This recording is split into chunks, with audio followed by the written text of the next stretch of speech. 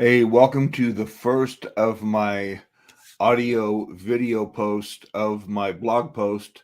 Um, I came to realize that, everybody doesn't like to read stuff. Some of them like to watch it, some of them like to listen to it. So I'm gonna give you all three. So here we go.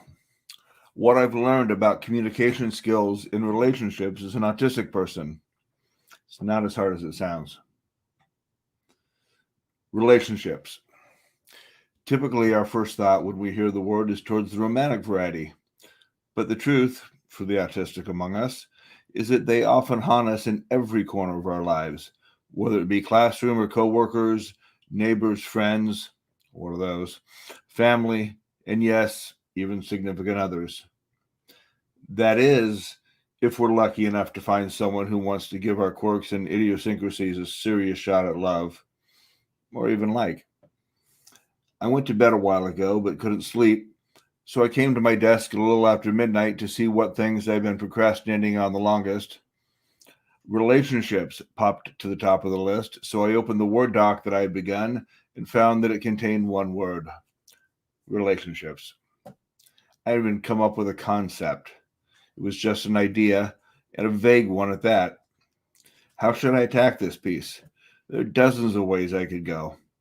I stared at the page a moment longer, went to get a bottle of water, drank it in one long gulp, peed, then went back to the computer, and fully uninspired, hit shuffle on my writing playlist and closed my eyes. 2 seconds later, the eyes popped open. The magic of the playlist worked immediately, mostly based on a song about relationships by Canadian artist Zed. The lyrics got my brain churning.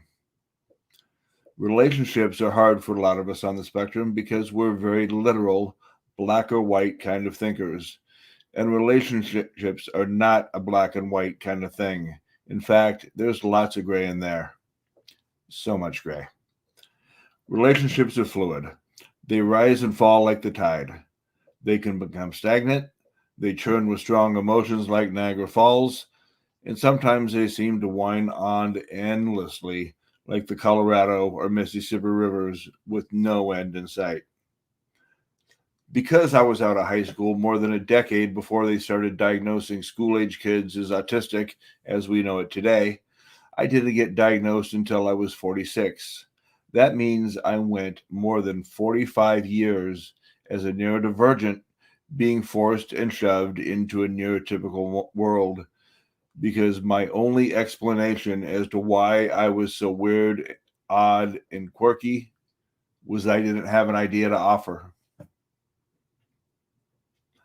I couldn't tell my boss, or the one or two friends I might have at the time, or family, or a significant other, that my brain was on a slightly different frequency and that finding a common language between the two of us would really help us both out. I couldn't tell them because, as of yet, I had no clue. Even shortly after I was diagnosed, I don't think I could have told anyone the best way to communicate with me.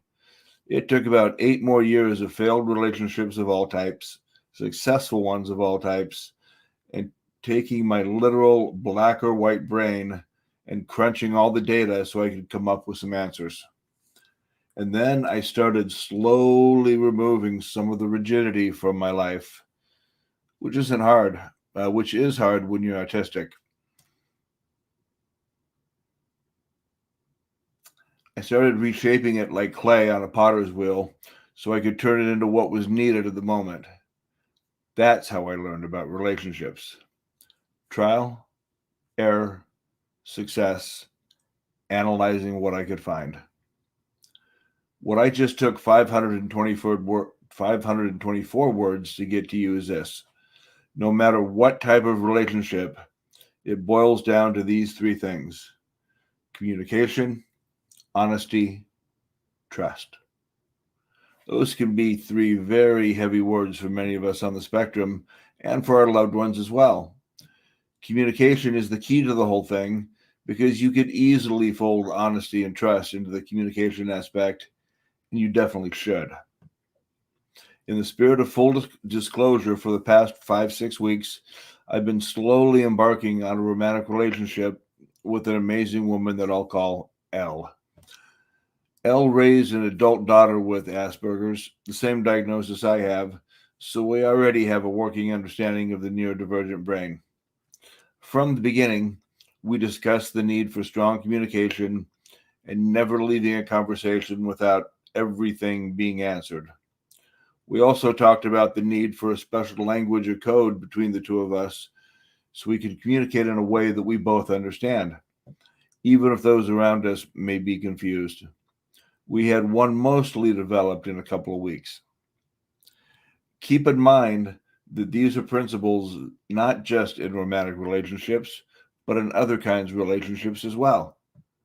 Complete honesty and complete trust need to be there from near the beginning as well, and once in place, cannot waver.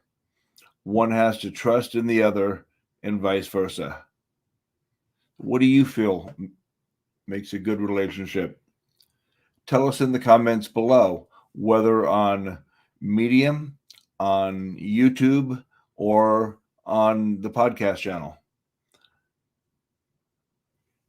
If you like what you read, please consider following me.